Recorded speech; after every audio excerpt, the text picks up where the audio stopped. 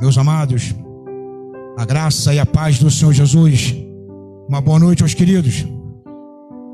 Antes de entrarmos na palavra propriamente dita, a nossa igreja tem atravessado alguns momentos de ajuste, vamos dizer assim.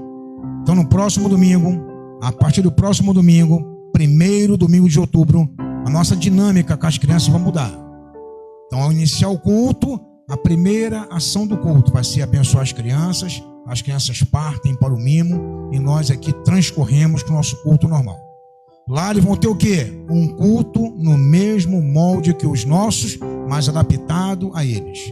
Louvor, palavra, oração, ministração e brincadeira, que eles não são de ferro, não é verdade? Tem que ser assim dessa maneira. Ajuste que nós vamos ter a partir do próximo domingo. Amém, queridos? Meus amados, Deus tem sido gracioso com a nossa igreja. Deus tem sido bom com a nossa igreja. E queridos, a cada momento que nós olhamos para esse local, que nós olhamos para a nossa família consanguínea, a nossa família afetiva, a nossa família de fé, nós vamos ver assim: Deus tem sido bom para conosco. O nosso irmão Reni, ele pediu agora a oração pela minha parentela, pelo meu irmão. Minha esposa na quinta-feira trouxe aqui uma aflição que nos atingiu como família, e o meu irmão, que foi cirurgiado de câncer recentemente, ele fez a segunda sessão de quimioterapia e passou muito mal, muito mal. Eu vou confessar aos irmãos, eu pensei que o meu irmão ia ser recolhido pelo Senhor, mas Deus teve misericórdia dele, queridos. O mesmo irmão, que é um outro irmão que eu tenho, que me trouxe a notícia por experiência, porque ele é enfermeiro há muito tempo, por experiência dele, falou: minha senhora, Paulo, pela minha experiência de enfermagem, todas as pessoas que eu vi entrando no hospital, como o Luiz entrou, nunca saiu, morreu. Eu falei assim, eu chamo ele de Chico, meu nome é Francisco, eu chamo ele de Chico, assim: Chico, olha, eu estou longe, vou tentar ir para o Rio de Janeiro o mais rápido possível, mas eu vou pedir a igreja para orar. E eu coloquei meus irmãos no grupo da igreja, no grupo da Memorial Sede, outros que entendem intercessão, para poder orar para o meu irmão. Ele estava muito mal mesmo. Pela voz a gente sentia que estava muito mal. Mas, meus irmãos, para a glória do Senhor, hoje manda um áudio totalmente diferente. Uma pessoa renovada, uma pessoa tratada, cuidada pelo Senhor, uma pessoa com outro estado de saúde diferente do que há 2 dias atrás. E, meus irmãos, foi esse mesmo irmão meu que me ligou aqui na sexta-feira. Na sexta, ele já me ligou. Quando ele ligou, eu vi assim, mensagem assim: meu irmão faleceu, meu coração, meu irmão faleceu. Eu peguei até o telefone e falei assim: olha, eu fiquei de dar notícia do Luiz para você. Eu quero te dizer que o Luiz melhorou. Já está se alimentando, já está tomando água, já está melhor, já recobrou a saúde. Então, meus irmãos, é assim que Deus tem cuidado de cada um de nós. É dessa forma que o Senhor tem tratado a cada um de nós. Eu quero convidar você a confiar em Deus, confiar no Senhor, colocar diante dele todas as suas aflições. A palavra de Deus, no Salmo 34, vai dizer assim: clamou ao Senhor este aflito, e ele ouviu o meu clamor e me livrou de todas as minhas aflições. Quer dizer, querido, que as nossas orações, o Senhor ouve as nossas orações. As nossas orações não são palavras vazias. E Deus tem ouvido as nossas orações, querido. Deus tem sido gracioso. Deus tem realizado grandes coisas na nossa igreja, e nós somos testemunhas oculares disso, daquilo que o Senhor tem feito na história da nossa vida, da nossa família e também na nossa igreja. Tivemos agora, terminando ontem, uma campanha de 33 dias de jejum e oração. A nossa igreja, juntamente com a sede, juntamente com outras extensões, foi convocada a participar dessa campanha de jejum e oração. E ontem, meus irmãos, fomos ali no nosso recanto memorial, eu com mais 5 irmãos, pastor Cláudio, pastor Éder, a nossa irmã Genilda, o nosso irmão Ruberley e nossa irmã Tânia, participar do momento de consagração, uma manhã de consagração, de oração. E, meus irmãos, tivemos a oportunidade de testemunhar, mas também de ouvir testemunho do que o Senhor fez durante esse período. como Deus agiu de maneira sobrenatural na história de muitos irmãos, como Deus reverteu muitas coisas, queridos, como Deus trabalhou no impossível nas nossas vidas. Queridos, foi um momento que a igreja toda foi levantada para poder orar, para poder jejuar, para poder consagrar sua vida ao Senhor. Hoje pela manhã, Renê já falou aqui, tivemos uma festa linda, também no Recanto Memorial. Batismo de 19 irmãos, dos quais 5 eram da nossa igreja, da nossa congregação, da nossa missão. 5 irmãos, meus irmãos. Melhor dizendo, 5 irmãs foram batizados ali na manhã de hoje. E queridos, que festa maravilhosa, como o povo chegou, como o povo adorou, como o povo ali festejou na presença de Deus. Esse momento tão singular e tão importante na história da igreja. Tivemos algumas coisas acontecendo naquele momento, 2 irmãos se batizando ao mesmo tempo. Tivemos ali uma vozinha e uma netinha se batizando simultaneamente naquele momento. E essa vozinha e essa netinha são da nossa igreja. Como Deus marcou a história dessa família ao permitir que nessa data elas fossem batizadas no mesmo momento. Assim que o Senhor fez na vida da nossa igreja, queridos. Na semana passada, nós tivemos aqui a nossa jornada de oração. Uma jornada de oração, mais uma, onde fomos ali ministrados pela palavra de Deus, mas também fomos desafiados, meus amados, a viver uma igreja única. Não é uma igreja exclusiva, mas é uma igreja que vive o sentido da unidade. Queridos, quer dizer, quando eu me proponho a viver um sentido de unidade, eu quero dizer assim, eu estou disposto a anular o meu eu, para poder viver aquilo que Deus tem para a minha vida. Nós fomos desafiados, queridos, a vivenciarmos, a experimentarmos isso que o Senhor tem para nossas vidas. Viver uma igreja em unidade, uma igreja que vive num só sentimento. É um desafio para mim e para você. É um desafio para a igreja do Senhor nesse tempo da pluralidade que nós temos aí em tantos ramos, em tantos segmentos sociais, culturais e também nosso segmento religioso. E meus amados, nós somos chamados, somos desafiados a viver uma igreja em unidade. Apesar das nossas inúmeras diferenças, e essas diferenças no campo social, no campo cultural, as nossas origens, as nossas famílias, somos diferentes em muitas coisas. Mas, queridos, nós decidimos viver num algo muito maior. O amor de Cristo. O amor de Cristo que nos une. O amor de Cristo que nos aproxima. No amor de Cristo onde acaba toda e qualquer diferença que possa existir entre cada um de nós. Nós precisamos, meus amados, entender isso. Nós precisamos compreender que Deus quer que a sua igreja, ela viva em unidade. O que Deus quer ministrar no seu coração, nessa noite, como Deus quer fechar essa jornada de oração, como Deus quer fechar esse momento de jejum e oração, é nos levar a pensar na importância de nós vivermos em unidade. Que eles nos voltarmos para aquilo que é nosso vínculo, aquilo que nos aproxima, abandonar as nossas diferenças. Interessante, meus amados, que essa igreja hoje, no tempo de hoje, ela é formada com algumas diferenças. Nós somos aqui frutos de algumas igrejas sediadas ou ligadas para a Memorial. Eu, pastor Éder, pastor Cláudio, viemos da sede.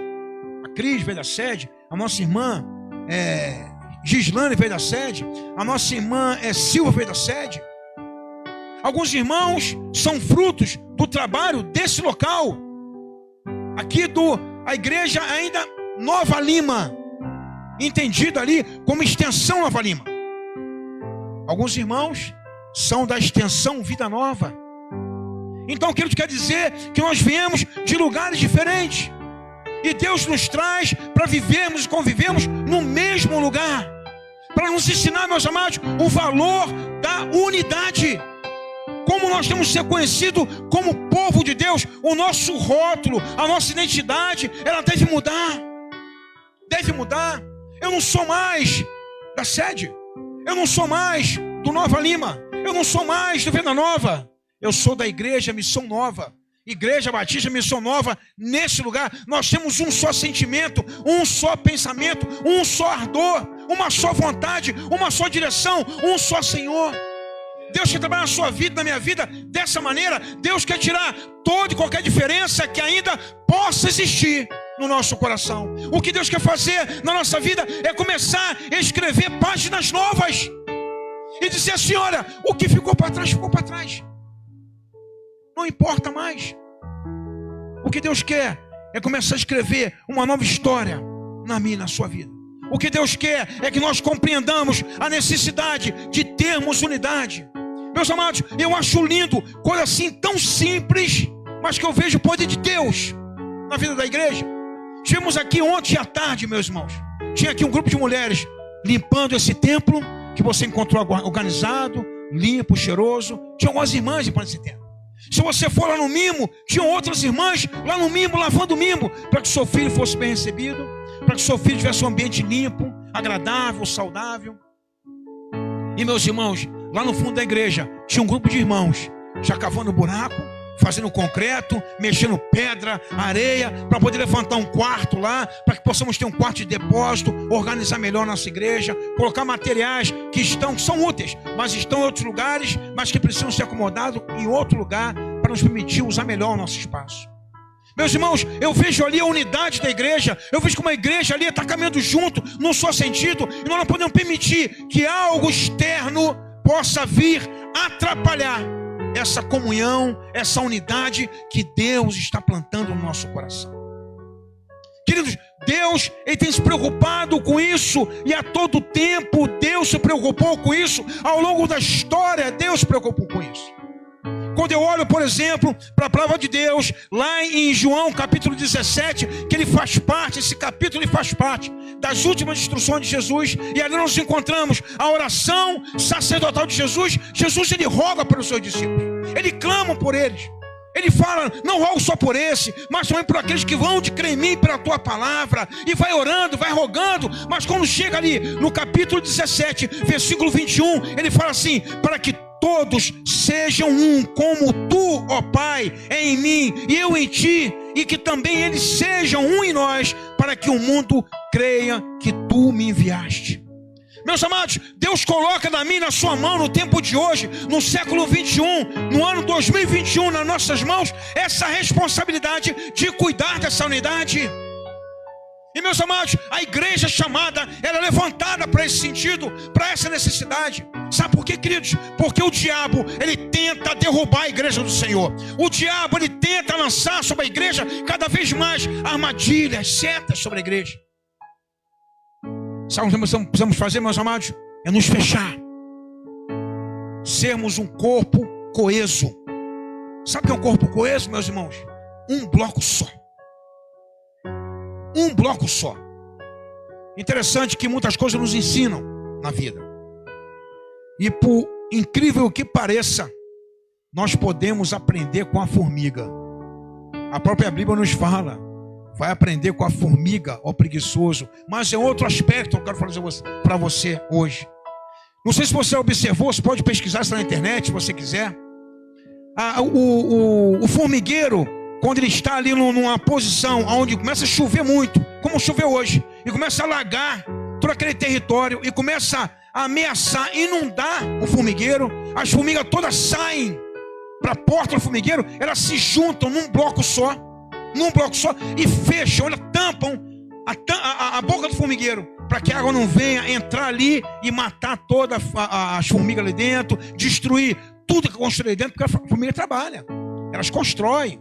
Ali dentro tem local, ali tem jardim ali dentro, local onde elas cultivam, guardam, armazenam, onde a rainha reproduz. Assim é o formigueiro. E queridos, as formigas vão lá, vão fazer ali? Sacrificar a sua vida em prol daquilo que é o objetivo maior. E meus amados, nessa noite, o Senhor quer ministrar isso aos nossos corações. O Senhor quer falar a mim e a você nessa noite, que precisamos viver nessa mesma unidade. Estamos dispostos, queridos, a nos prontificar, a nos apresentarmos, a nos colocarmos como anteparo entre a ameaça e essa unidade. Agora isso cabe a mim e a você. Essa responsabilidade deve ser minha e sua. Deve ser algo, queridos, que nasce dentro do nosso coração. Algo que é interiorizado e que aflora na minha e na sua vida. Algo que nasce. Porque, queridos, se for algo forçado do pastor, quando você sai da porta aqui, você vai esquecer tudo. Se não for algo seu DNA, do seu coração, da sua intimidade, do seu interior, quando você mudar, dobrar a esquina amanhã, você esqueceu tudo. E o Senhor quer que isso não seja algo do estereótipo, mas algo do interior, do nosso coração, da nossa vida, da nossa experiência, de maneira tal, queridos, que nós possamos identificar qualquer princípio de ameaça à unidade. Porque, queridos, às vezes a coisa vem meio sutil. E às vezes nós não nos apercebemos disso. Mas o Senhor quer que nós sejamos bem atentos. Porque, queridos, a manutenção dessa unidade, ela é uma responsabilidade de todos nós. Todos nós somos responsáveis por aquilo que nós recebemos em nossas mãos. Os irmãos sabem que eu sou militar. E aqui o Éder também o Cláudio também é militar. Nós temos ali alguns assuntos que nós chamamos de assuntos sigilosos. O que é assunto sigiloso dentro do campo militar? É aquilo que não pode ser informado ou levado a todo mundo. Precisa ser guardado, pequeno grupo, poucas pessoas podem ter acesso àquela informação. E nós temos um regulamento que ele fala sobre salvaguardar essa informação. E esse regulamento ele fala ali, todos aqueles que tiveram contato com essa informação têm a responsabilidade de salvaguardá-la. E eu quero aqui, respeitando as proporções, dizer a mesma coisa para a igreja nessa noite. Todos nós que nos propomos a ser corpo de Cristo, meus amados, precisamos guardar, sustentar, manutenir essa nossa unidade. Essa nossa unidade. O tema da minha pregação hoje, nessa noite, é: nós somos um corpo indivisível. Oh glória, oh aleluia. Quer dizer, queridos, nada nem ninguém pode dividir o corpo de Cristo. Nada e ninguém pode se levantar contra a igreja do Senhor. Nada e ninguém pode se levantar contra o povo de Deus. Sabe por quê, meus amados? Porque o próprio Senhor é que nos guarda. É o próprio Senhor que vela por cada um de nós. É o próprio Senhor que nos circunda para guardar nossas vidas. Para dizer, ei, tem ali uma brecha. Entra aquela brecha ali, se levanta, guarda ali. Queridos, quando Neemias, ele vai levantar um muro, ele coloca homens construindo o muro, mas bota uma espada na mão e a pá na outra. Quer dizer, trabalhando e vigiando, trabalhando e promovendo a segurança. Queridos, precisamos pensar dessa maneira. Precisamos pensar assim. Porque isso, meus amados, é de nossa responsabilidade. Talvez eu seja a brecha para entrar divisão na igreja. Talvez você seja a brecha para entrar divisão na igreja. Temos que fechar a brecha. Fechar ela. Reparar as brechas. Eu já falei para os irmãos que as represas são construídas com mais alto grau de cuidado da engenharia, porque ela represa grande quantidade de água, e se ela romper o desastre, a desgraça, ela é muito grande. Só meus irmãos olharam recentemente para Brumadinho, o que aconteceu em Brumadinho, em Mariana também aconteceu, lá em Petrópolis também aconteceu, em Teresópolis, começou lá em Nova Friburgo. Era um lugar mais alto no Rio de Janeiro e veio, passou por Teresópolis, foi até Petrópolis, 3 cidades serranas. E o rastro de desgraça, de desastre, de fatalidade que deixou ali. Mas, queridos, às vezes, esse grande desastre, ele começa numa rachadura pequenininha, que não foi observada, não foi dada importância, não se cuidou, não se atentou, desprezou, subestimou a catástrofe que podia promover aquela pequena rachadura. E, queridos, nós somos chamados a vigiar. Nós somos chamados a cuidar. Nós somos um corpo indivisível. Abra sua Bíblia. 1 Coríntios, capítulo 1. Vamos ver do verso 10 até o verso 17.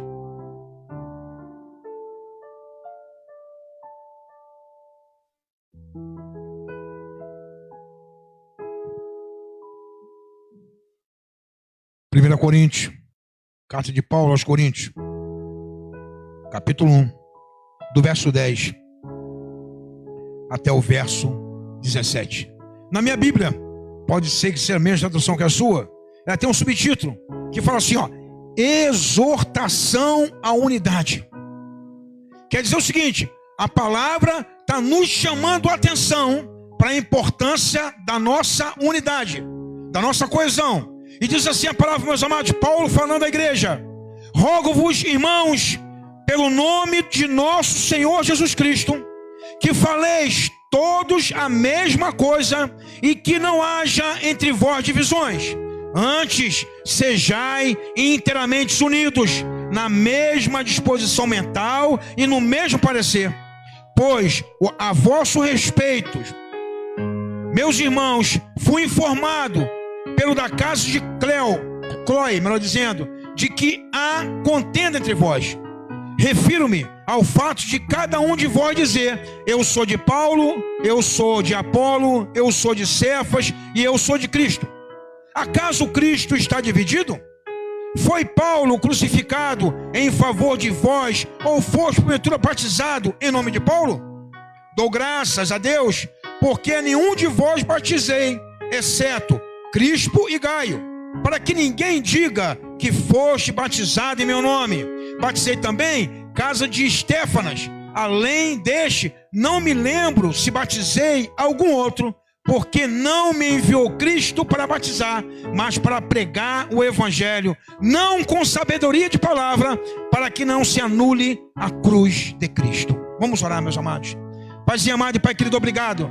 Obrigado, Pai, por essa igreja. Obrigado por esse povo, Pai, que o Senhor colocou nesse lugar. Obrigado, Pai amado e Pai querido, pela Tua presença, Pai amado e Pai santo, que é o nosso vínculo de unidade, Deus. Te louvamos, ó Pai, por essa palavra, Pai amado, que o Senhor tem trabalhado no meu coração. Que o Senhor possa trabalhar, Pai, no coração de maneira igual, Pai, no coração da Tua igreja, Pai. Deus, que nós possamos entender, Senhor amado, em nome de Jesus, o que Tu tem para essa igreja, quais são os propósitos, quais são os sonhos, ó Pai amado e Pai, que passam pela unidade do Teu povo, Pai. Aquilo que o Senhor quer ministrar, Pai, aos nossos corações nessa noite. Que o Teu Santo Espírito, Pai, possa nos instruir, que a nossa mente, Pai, seja cativa ao Senhor, que o Senhor, Pai amado, tenha liberdade, Pai amado, a trabalhar em cada um de nós, ó Deus. Senhor, nós queremos, ó Pai, cumprir a Tua vontade. Nós queremos, ó Deus amado e Deus querido, tão somente, Pai, ouvir a Tua voz e obedecer, Pai. Por isso eu te peço, Pai, em nome de Jesus, usa a minha vida nessa noite, Pai. Me esconde, Pai, atrás da Tua cruz, ó Pai. Atrás da tua cruz, para que o Teu nome, Pai, tão somente o Teu nome, seja glorificado, Senhor. É a minha oração, em nome de Jesus. Amém e amém. Queridos, eu tenho certeza que você já leu esse texto. É um texto do apóstolo Paulo, onde ele está falando à igreja. Interessante, meus amados, se você for um pouquinho antes, você vai ver que Paulo fala das virtudes da igreja. Ele fala das atitudes, boas ações que a igreja tem. Ele fala da fé também que a igreja precisa observar, mas ele fala que tem uma fé em Cristo Jesus no meio daquela igreja. Ele ora em ações de graças por essa igreja. Se eu parasse nessa primeira parte do versículo até o versículo 9, talvez eu me contentaria e vir assim: a igreja está nota 10. A igreja está boa, está excelente. Essa radiografia e esse relatório que nós talvez tivéssemos ali dessa igreja de Coríntios, se eu olhasse tão somente até o versículo 9. Porque, queridos, Paulo está tratando de uma igreja, queridos, nós olhamos para as cartas de Paulo aos Coríntios, nós vemos uma igreja muitas vezes fragilizada, uma igreja com dificuldade de relacionamento, uma igreja que vivia, no nosso linguajar de hoje, desculpa a expressão, aos trancos e barrancos.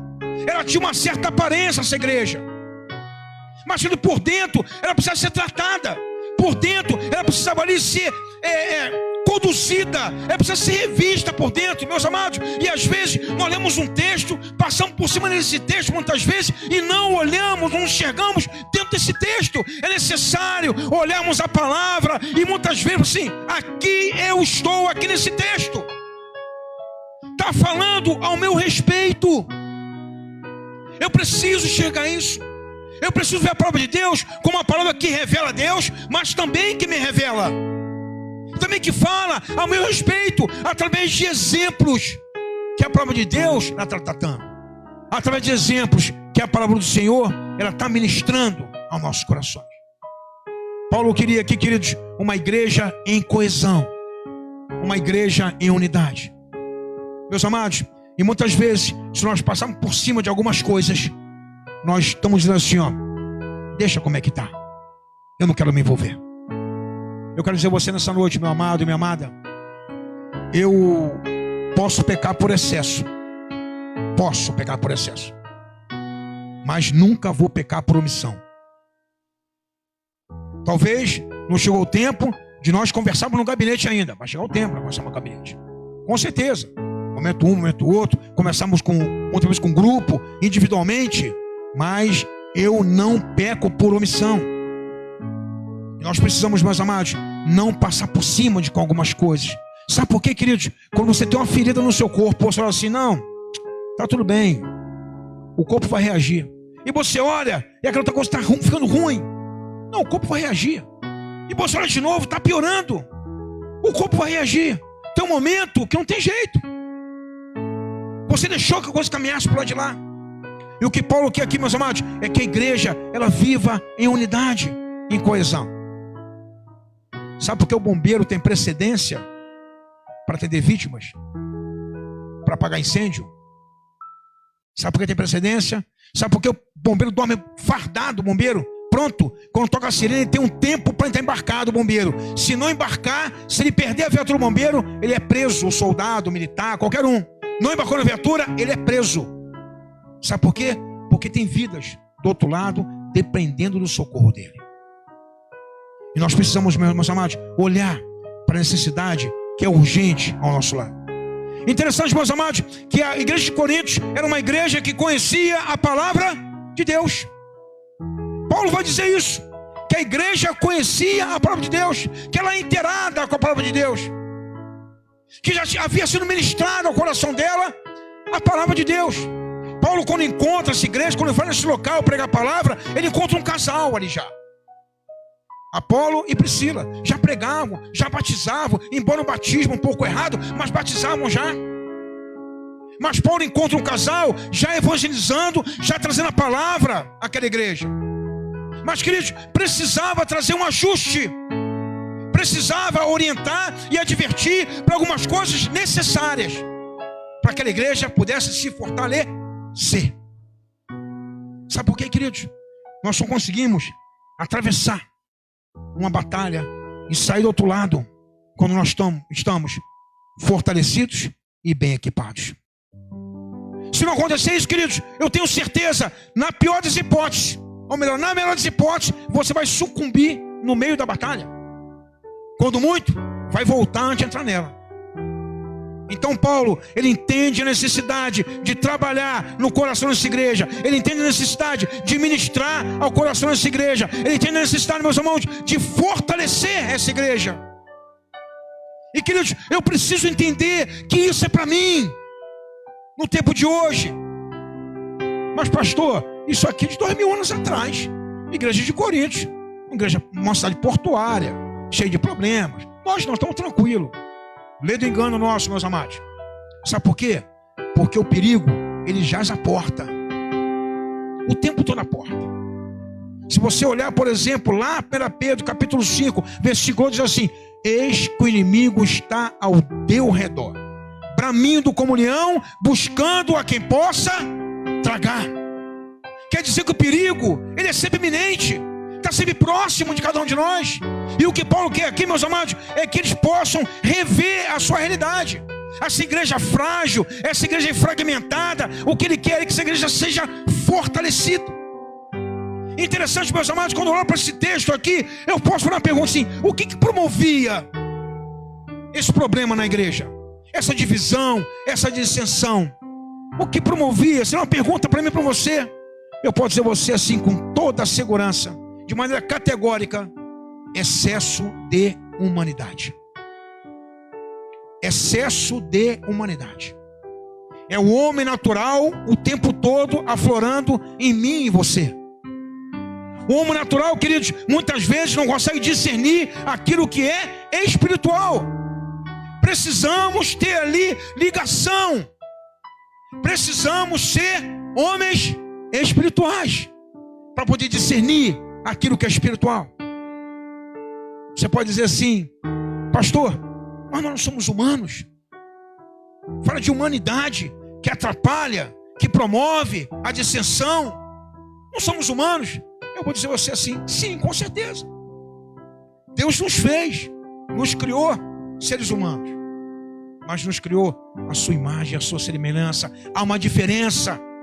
A imagem e semelhança de Deus, ela está em mim, está em você. A essência de Deus está em mim e em você, em cada um de nós.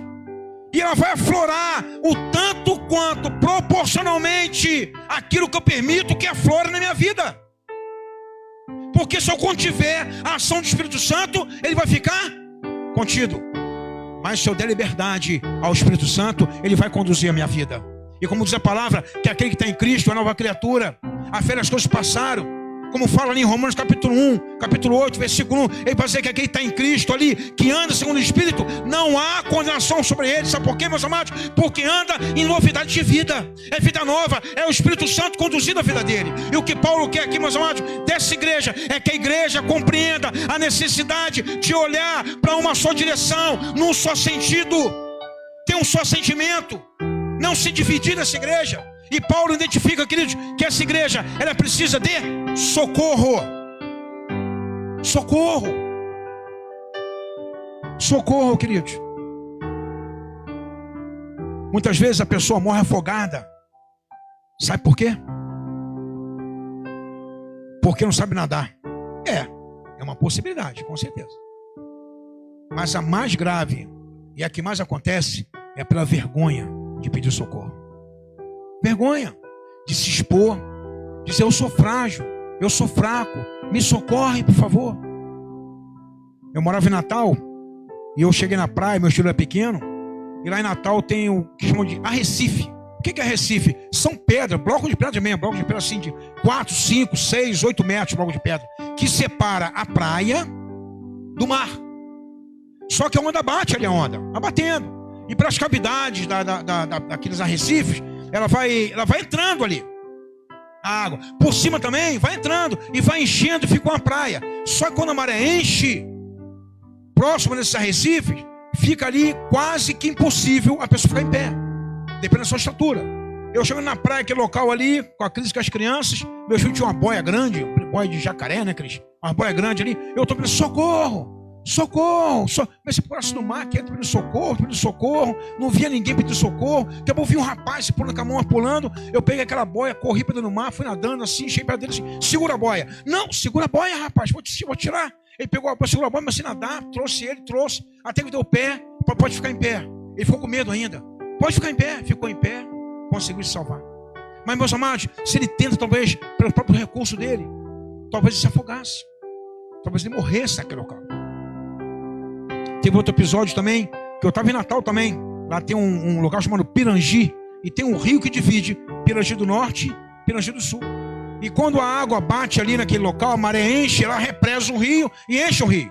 Mas quando a maré dá vazante, o rio começa a correr para o mar. Coisa natural. E tinha duas meninas brincando. Eu estou com meus filhos brincando na praia também, naquele rio. Que o rio é mais rasinho, mas tinha um ponto que era fundo. Não dava pé naquele local. Daqui a pouco eu vi uma menina maiorzinha, cabelo bem grande, que ela estava assim, já afundando já a menina já. E a menorzinha em cima dela. E só tentando respirar. E quando eu olhei aquilo, botei meus filhos, botei os filhos sentados no chão, na areia, entrei naquele rio, tirei uma, aí tirei a outra também, daquele rio também. Essas meninas pediram socorro, mas eu consegui ver aquelas meninas sendo de socorro. Queridos, nós precisamos, muitas vezes, identificar a necessidade de socorro no meio da igreja. E Paulo aqui, queridos, ele vê essa igreja a primeiro passo, em primeira mão, uma igreja forte, que receba a palavra, uma igreja que poderia caminhar sozinha, que poderia talvez ministrar essa igreja, cuidar de outra, ser mãe de outra congregação. Mas quando Paulo, ele começa a ver ali o que está chegando para ele, o que tem sido trazido para ele, assim, essa igreja precisa de cuidado. Ela precisa de cuidado. E muitas vezes, queridos, o cuidado, ele precisa ser urgente. Precisa ser urgente. Existe um movimento chamado humanismo. Era do século XVI, esse movimento. Ali nasce várias coisas, vários movimentos culturais. Entra ali a parte do renascentismo, humanismo, racionalismo. Entra ali a teologia liberal, que está entrando na igreja no dia de hoje, tentando avassalar a igreja hoje, destruir os valores da igreja. E esse humanismo, ele traz ali grandes prejuízos à igreja. Um deles é o que nós conhecemos como antropocentrismo, onde o homem, ele passa a ter o local de prioridade, de proeminência dentro da sociedade. Naturalmente, remove-se quem? Quem? Deus. Deus é removido. Deus é removido dessa posição. Deus é tirado dessa posição. Talvez para nós aqui, nós não entendamos ainda tal de humanismo. Até olhamos, mas está muito longe cada um de nós. Mas queridos, essas coisas vão evoluindo, vão tomando outro nome, vão tomando outra cara. No nosso tempo hoje, nós temos ali o relativismo. Já ouviu falar sobre isso, o relativismo? Tudo é relativo. Quer dizer assim, ó, não é bem assim como você está pensando. Não, que isso? O diabo não é tão mal quanto você pensa. E Deus também não é tão bom como você pensa. Você já viu uma imagem que ela parece uma gota d'água encaixada uma na outra? Uma imagem, ela é branca com um pintinho preto, e a outra é preta com um pintinho branco. Yang, uma coisa assim, a imagem. Aquilo é um símbolo da nova era. Símbolo da nova era. E aquilo representa, a nossa linguagem é o seguinte: o branco, Deus não é tão bom que não tenha um pingo de maldade. E o diabo não é tão mal que não tenha um pingo de bondade. É assim que funciona, queridos. Isso é relativismo. Não, que isso? Estão dizendo, mas os tempos mudaram. Já ouviu essa expressão já? Os tempos mudaram? Pois é, queridos. Essas coisas caem assim suave nos nossos ouvidos, vem entrando nos nossos ouvidos ali, vem entrando, daqui a pouco cai onde? Nosso coração. Vai para onde? Para nossas mãos. Vai para onde? Para os nossos lábios. E assim devagarzinho, essas coisas vão entrando na igreja, entrando, e vão se acomodando, vão ali se acomodando, e daqui a pouco ela é a nossa vida, o nosso proceder, maneira de agir, de nos conduzir e de aconselhar o que é pior. Ah não, aquele cara da igreja, ele é até pastor, cara, ele falou isso aqui, tá certo. Meus amados, temos aqui um movimento progressista, dentro da nossa linha protestante. Movimento progressista dentro da linha protestante, onde aceitam várias coisas que o mundo prega. Ele se acomoda, vai se acomodando. Existe um pastor no Rio de Janeiro, por exemplo, que ele desfilou na escola de samba Estação Primeira da Mangueira. Desfilou lá. Naquele carnaval, onde o diabo batia Jesus, tá lembrado? Desfilou nisso daí. Não tem problema nenhum. Em nome de uma causa social, em nome de não excluir aqueles que são marginalizados, porque diz que a palavra marginaliza, não é verdade. Em nome disso, ele prega ali o quê? A dignidade humana, o valor da vida. Todos nós comungamos com isso. Todos nós cremos nisso. Todos nós aceitamos e concordamos com isso. Mas quando nós olhamos os meios que se percorrem para poder se estabelecer isso, é esses meios que não concordamos. É essa forma que se caminha que não concordamos. E nós temos hoje algo acontecendo no nosso meio, queridos, e nós podemos estar atentos àquilo que entra no meio da igreja, aquilo que tem invadido a igreja, às vezes de maneira contundente, incisivas, pela porta da frente. mas às vezes pelos lados, pelos corredores, e vai nascendo, e vai nascendo, e vai se acomodando, e daqui a pouco ele toma conta da igreja. O apóstolo Paulo, em Gálatas capítulo 5, do versículo 19 ao versículo 21, ele vai falando que existe o que nós conhecemos como obra da carne. E Paulo vai dizer nos versículos anteriores que existe uma milícia dentro de cada um de nós, onde a obra da carne ela procura estabelecer em detrimento do fruto do Espírito. Mas Paulo adverte, cuidado. Paulo vai dizer assim, porque as obras da carne são essas, e são manifestadas, as quais são adultério, fornicação, impureza, lascívia, idolatria, feitiçaria, inimizade, porfias, emulações, iras, pelejas, dissensões, heresias, invejas, homicídio, bebedice, glutonarias e coisas semelhantes a estas, acerca das quais vos declaro, como já antes vos disse, que os que cometem tais coisas não herdarão o reino de Deus. Ah, mas pastor, é o meu filho, né? Eu sei, eu também tenho um filho também. E meus filhos também pecam, também erram. E eu boto sentadinho e falo assim, olha, vem cá, filho. Isso aqui está errado, o que você está fazendo. Isso está errado, isso está errado, isso está errado, isso está errado. Eles pecam também. E muitas vezes permanecem no pecado. Eles sabem que, porventura, se morrer agora, não herdarão o reino de Deus. A prova é dura? É dura. É dura a palavra. Mas tem que ser dita. Vovó dizia que tem remédio que arde, mas ele cura. Precisamos ter coragem de poder dizer assim, olha, o que você está fazendo é errado. Ah, está me julgando, pastor. Não, queridos. Não, eu tenho responsabilidade sobre a sua vida. Cada um dos pastores aqui presente tem responsabilidade da sua vida. Sabe por quê, queridos? Quando chegar no céu, você vai dar conta da sua vida. Os pastores, das nossas e das que nós cuidamos. Pode olhar lá em Hebreus capítulo 13, o que ele diz? Orai por vossos pastores, porque eles velam, porque eles cuidam das vossas vidas. Então, meus amados, nós temos responsabilidade, nós precisamos trazer isso à igreja. E Paulo aqui, meus amados, ele tomou de coragem para poder falar para uma igreja. Aos nossos olhos, é uma igreja que está nascendo, parece não. É uma igreja que já tinha um tempo. Paulo passa ali 1 ano e meio em Coríntios ali, trabalhando com aquela igreja. Caminhando com aquela igreja. Ele tem aqui a autoridade para poder escrever a essa igreja. A necessidade de rever o seu comportamento. E quando eu olho aqui para esse texto, eu vejo Paulo advertindo a igreja aqui na questão da divisão de entendimento. Como eles estão se conduzindo, fala assim, ó, refiro-me ao fato de cada um de vós dizer, eu sou de Paulo, eu sou de Apolo, eu sou de Cefas, eu sou de Cristo. Paulo via um grande risco dentro da igreja. Qual era, queridos? Partidarismo dentro da igreja. Partidarismo, não, eu gosto mais do Joãozinho, eu gosto mais da Mariazinha, eu gosto mais do Manelzinho, eu gosto mais da Joaninha. Não, queridos, nós somos um corpo. Nós somos um corpo.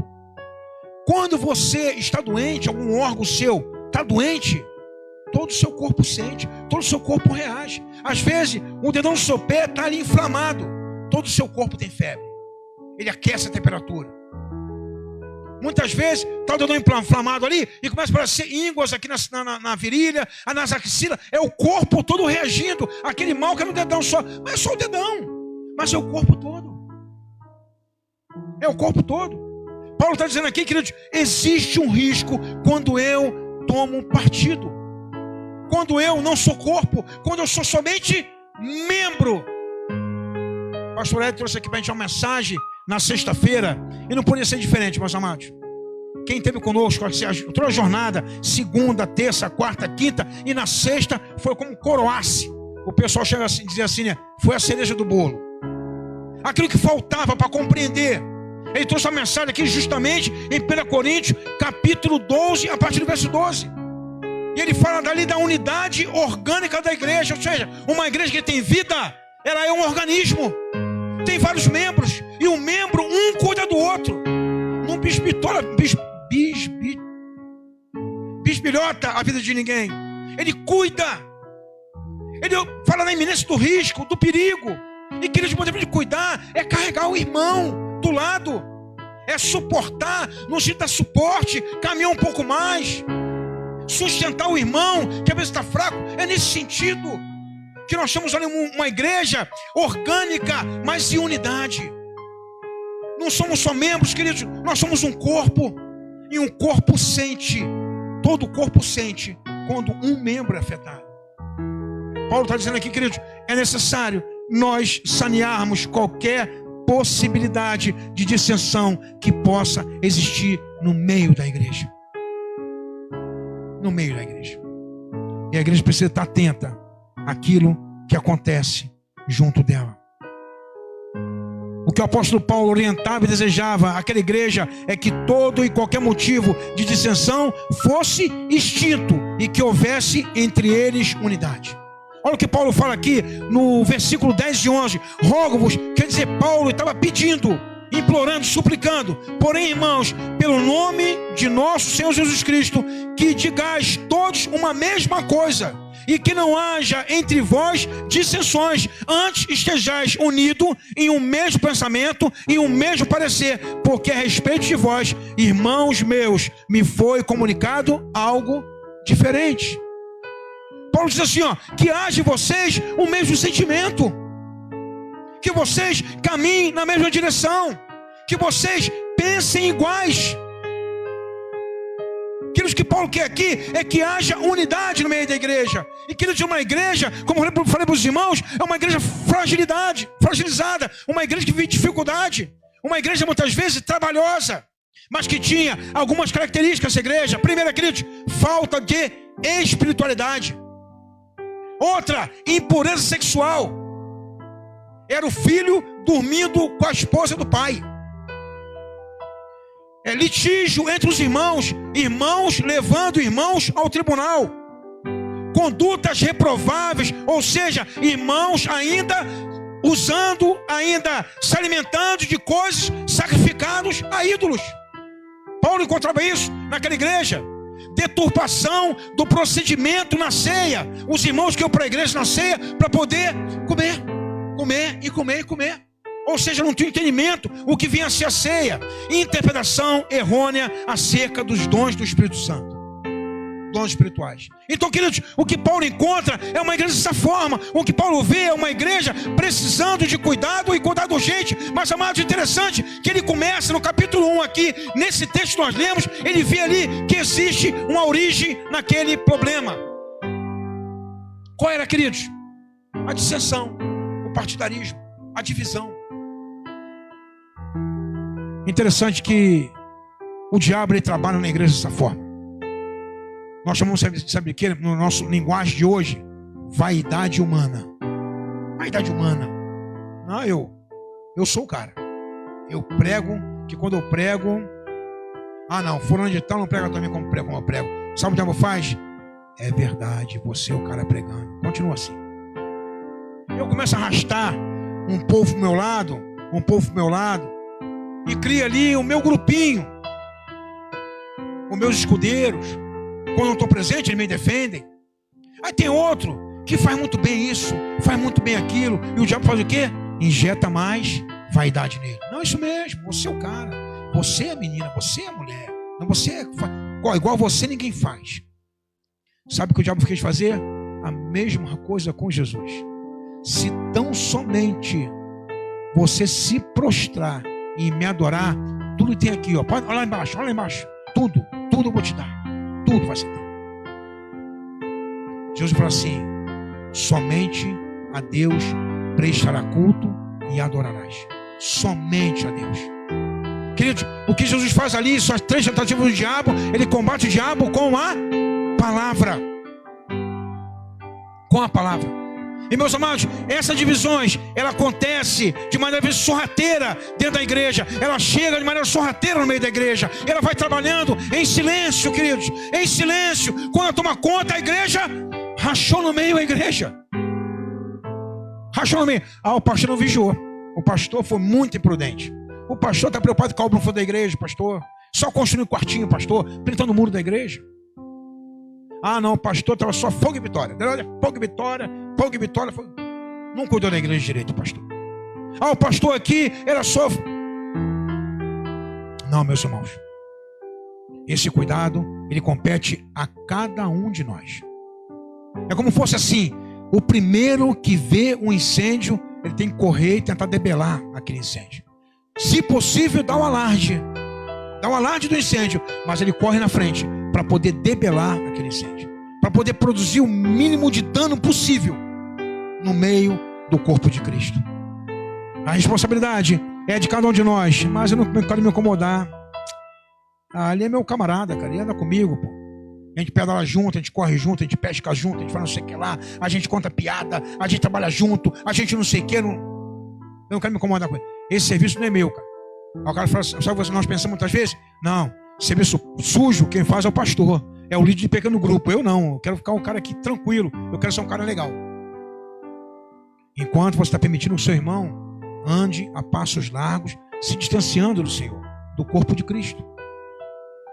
Paulo vai dizer isso a uma igreja. Necessário é que vocês andem numa mesma direção.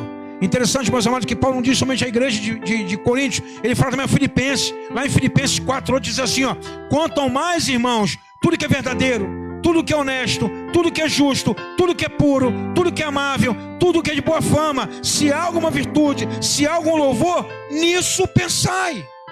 As vossas mentes devem estar ligado a isso. Eu li uma certa vez um cartaz de uma igreja que o pastor colocou lá em Minas Gerais. Ele falou assim, ó: cuidado com os seus pensamentos, porque eles podem ser a sua atitude. Cuidado com as suas atitudes, porque elas podem representar o seu caráter. Tudo começa no pensamento. O pecado, ele começa no pensamento. Ele passa para nossas mãos. A concupiscência está aqui, em desejar. Eva, ela desejou, ela olhou, pensou, eu quero aquele negócio ali. Mas não pode, ela não viu mais nada. Não viu. Desceu para o coração, ela fez. Entregou para o marido. E Tiago vai dizer que quando nós consumamos o pecado, nós geramos a morte. Mas pastor, eu fiz, mas não morri não.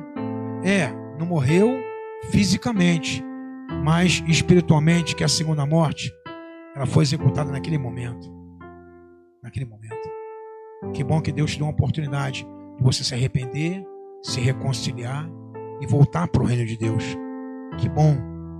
Porque se Deus tirasse você naquele momento, naquele exato momento ali, você não tinha chance. A sua sentença, você mesmo decretou sobre você. Paulo vai dizer ainda, queridos, lá em Efésios, capítulo 4, no versículo 1, ao versículo 6 diz assim, ó: rogo-vos, pois, eu, preso do Senhor, que andeis como é digno da vocação com que foste chamado, com toda humildade e mansidão, com longanimidade, suportando uns aos outros em amor, procurando guardar a unidade do Espírito pelo vínculo da paz. Há um só corpo, um só Espírito, como também foste chamado, e uma só esperança na nossa vocação. Um só Senhor, uma só fé, um só batismo, um só Deus e Pai de todos, o qual é sobre todos e por todos e em todos vós. Paulo está dizendo assim, ó: existe uma unidade entre vocês. E essa unidade não está em tuas mãos, está na mão do Senhor. Essa unidade está no batismo, está na nossa fé, num só Espírito, num só Deus.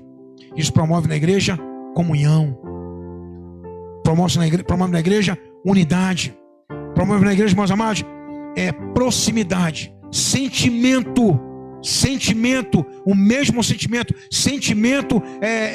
de reciprocidade, é o que gera na igreja. E Deus, Ele quer tratar no seu coração esse aspecto.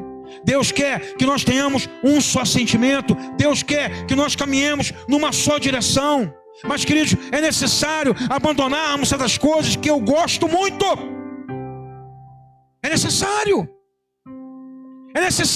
eu abandonar aquilo, senão isso é minha vida. É minha vida. Eu sempre fiz isso. Nunca tive problema.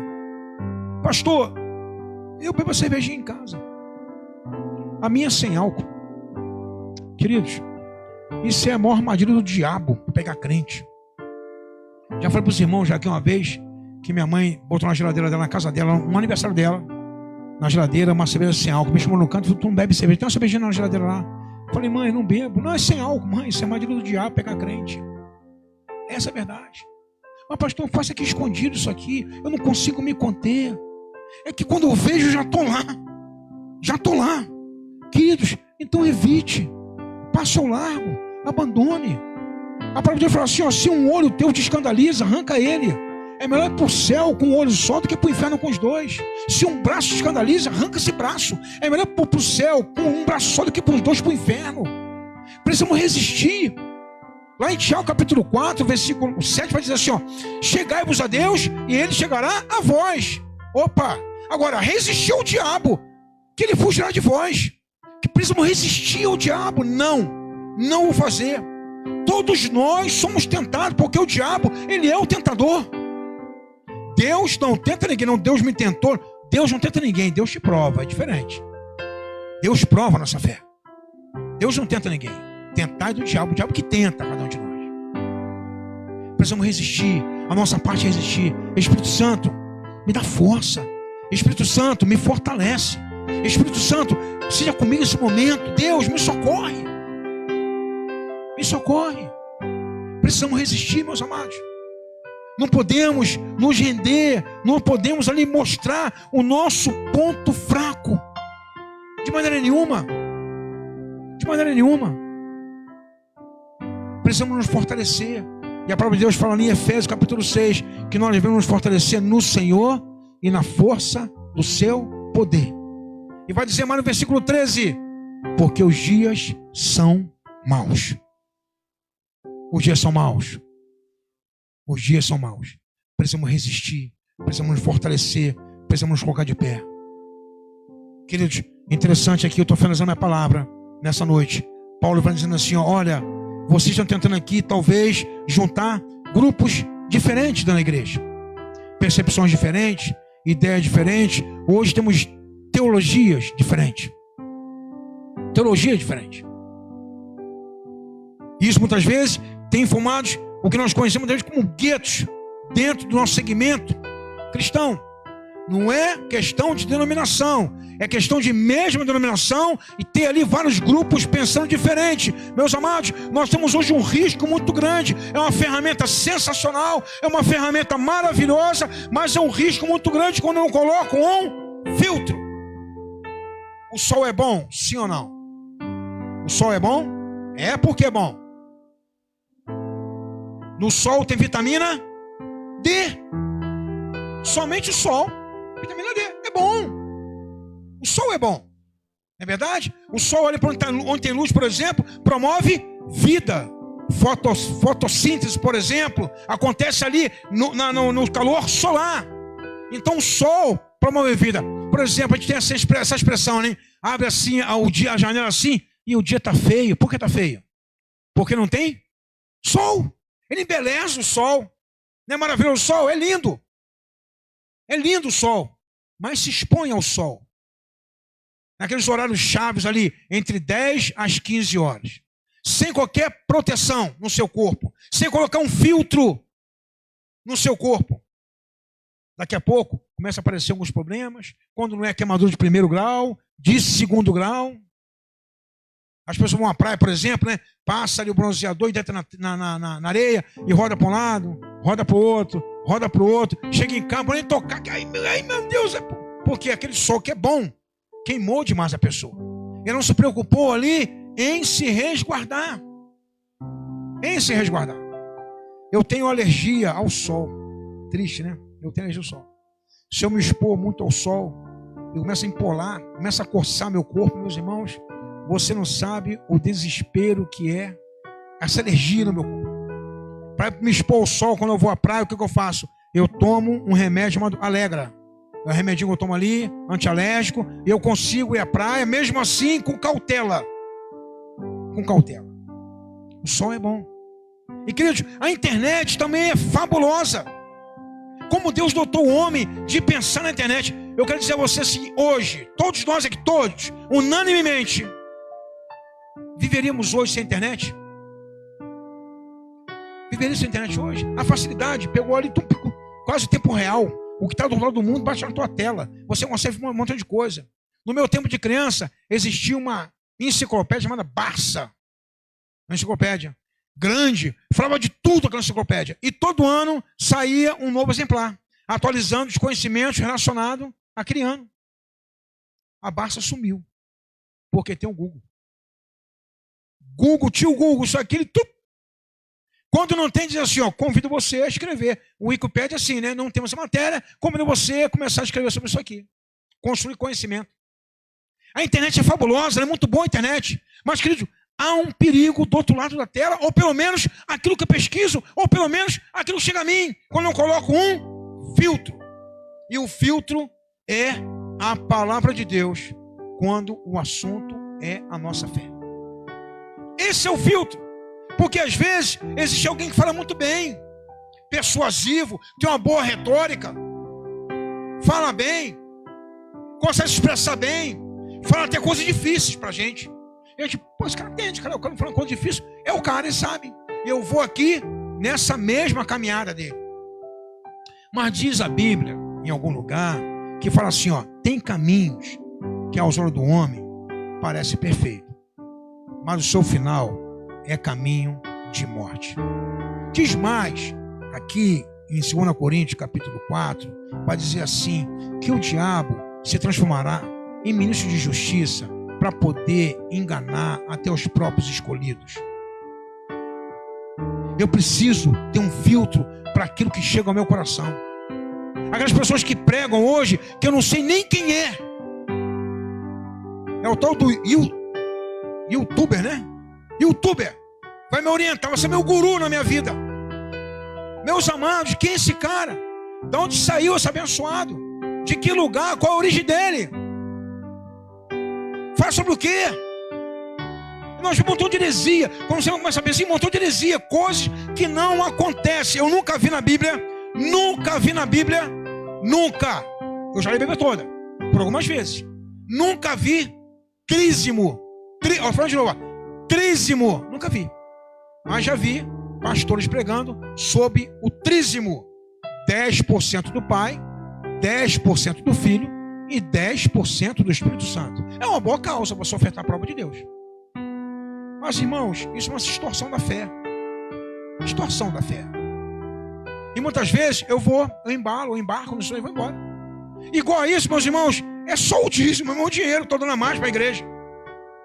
Mas quando a questão é a salvação, quando é salvação, quando é comunhão, o assunto, há uma preocupação da igreja. Meus amados, nós nos reunimos na memorial, na sede, toda quarta-feira. Normalmente, toda quarta-feira, à tarde, e conversamos com vários assuntos acerca da igreja e também da fé. Uma preocupação nossa hoje é aquilo que os nossos membros têm assistido. Segundo, que ele tem praticado. Terceiro, que ele tem aconselhado. E não é coisa do mundo, não. É coisa da fé. Da fé.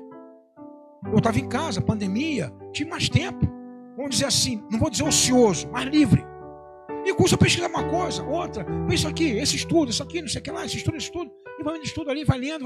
E começa a botar caraminhoca na cabeça. E vão também negócio vem assim mais leve, mais tranquilo.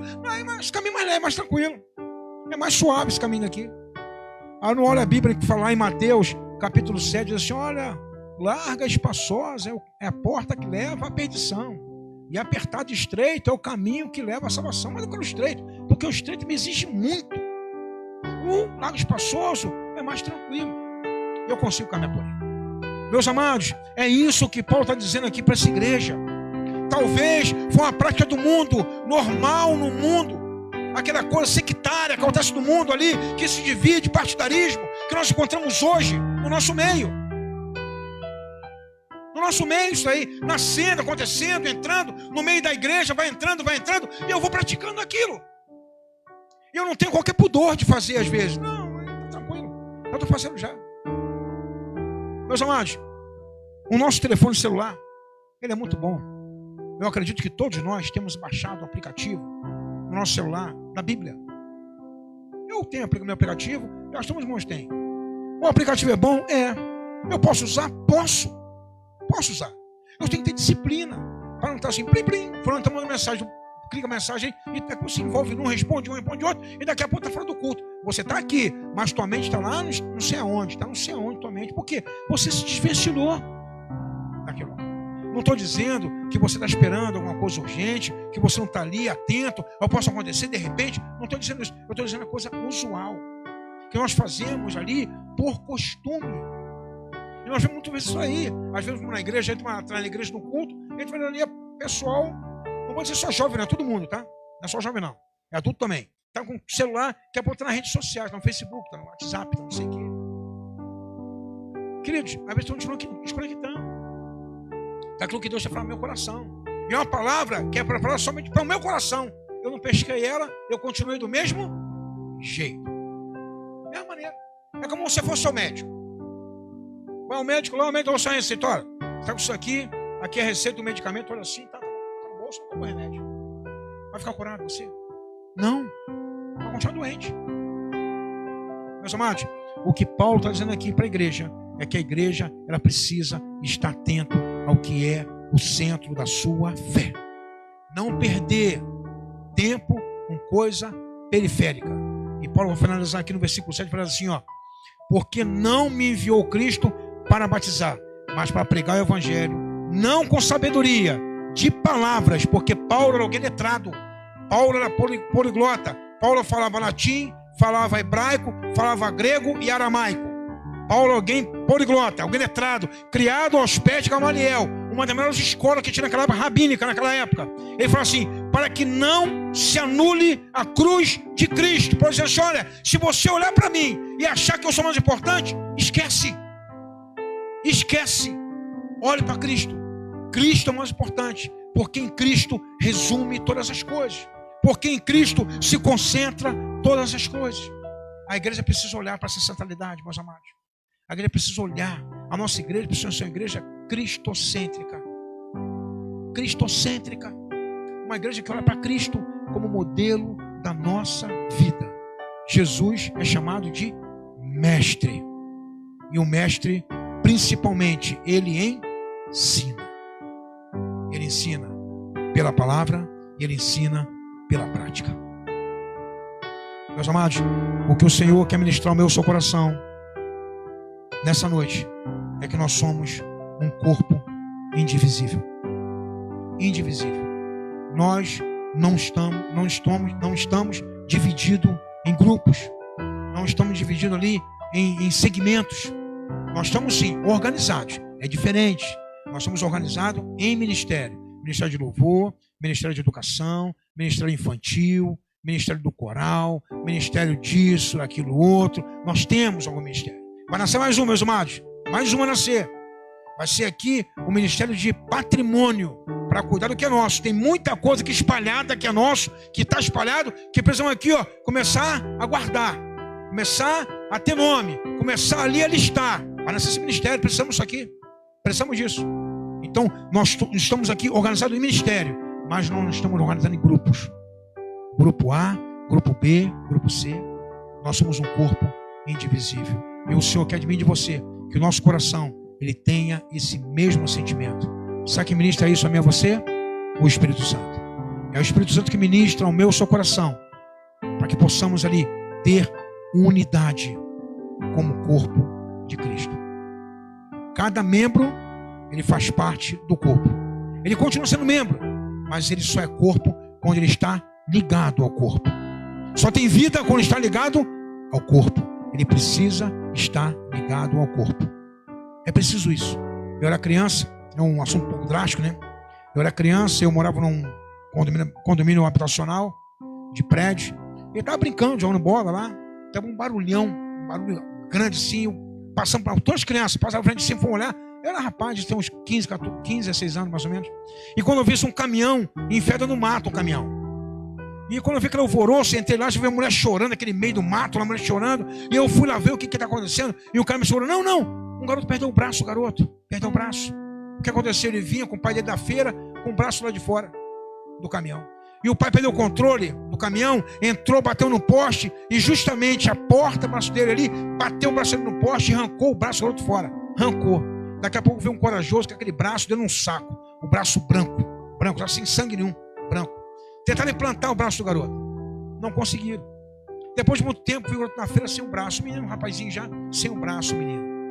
Aquele corpo, aquele braço, aquele membro, só era corpo, só tinha vida, enquanto estava ligado no corpo dele. Depois conectou, morreu. Faltou sangue, faltou oxigênio e faltou vida. Meus amados, precisamos ser corpo, precisamos estar no corpo e precisamos cuidar do corpo. A nossa indivisibilidade só vai acontecer quando todos nós nos preocuparmos com ela. Nos preocuparmos com ela. O Senhor já deixou uma recomendação para cada um de nós. Ele rogou por cada um de nós, para que fôssemos um, assim como era no Pai, nós fôssemos nele e nós fôssemos entre nós. Amém, queridos? Amém? Amém?